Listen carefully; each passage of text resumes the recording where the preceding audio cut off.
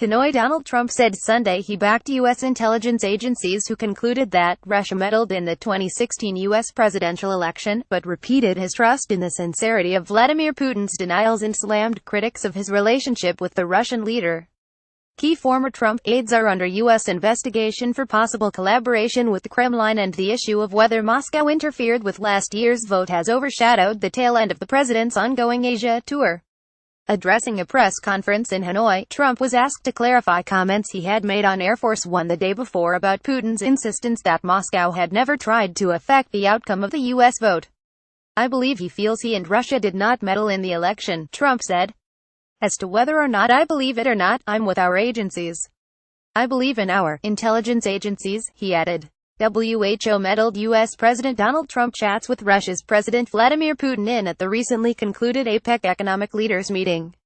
AFP photo. In May, U.S. intelligence chiefs told Congress they agreed with their analysts' conclusion that Russia had interfered in the election. CIA Director Mike Pompeo, who was appointed by Trump, said he still believed in that evaluation in a statement to CNN Saturday. In his barrage of tweets earlier Sunday, Trump slammed haters and fools who questioned his efforts to improve ties with Russia. "They're sick always playing politics, bad for our country. I want to solve North Korea, Syria, Ukraine, terrorism, and Russia can greatly help," he said. Short and fat. Trump was in Hanoi for a brisk visit with Vietnam's top communist leaders to drum up trade deals and seek further support on containing North Korea's nuclear weapons ambitions, which have been a dominant theme on each leg of his Asia tour.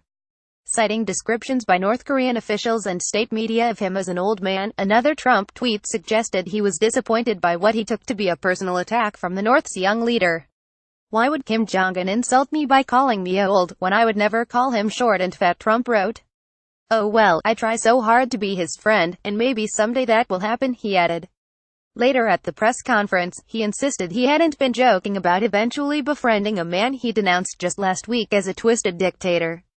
"It's certainly a possibility. If that did happen, it would be a good thing," he told reporters. North Korea is extremely sensitive to any remarks that might appear disrespectful of the country ruling Kim dynasty, whose members are revered as near deities.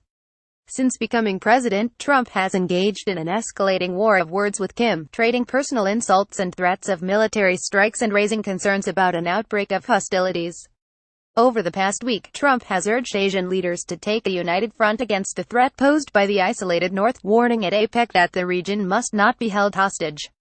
Late Saturday, Pyongyang hit back, calling his Asia trip a warmonger's visit for confrontation and saying it would only serve to accelerate Pyongyang's push for nuclear statehood. South China Sea support. In another tweet Sunday, Trump said Chinese leader Xi Jinping had agreed to toughen sanctions against North Korea, whose impoverished economy is hugely reliant on trade with its giant neighbor. President Xi of China has stated that he is upping the sanctions against North Korea. Said he wants them to denuclearize. "Progress is being made," he wrote. The U.S. administration thinks China's economic leverage over North Korea is the key to strong-arming Pyongyang into halting its nuclear weapons and missile programs. The Philippines and Vietnam are two countries that have sparred with Beijing on overlapping claims in the resource-rich South China Sea.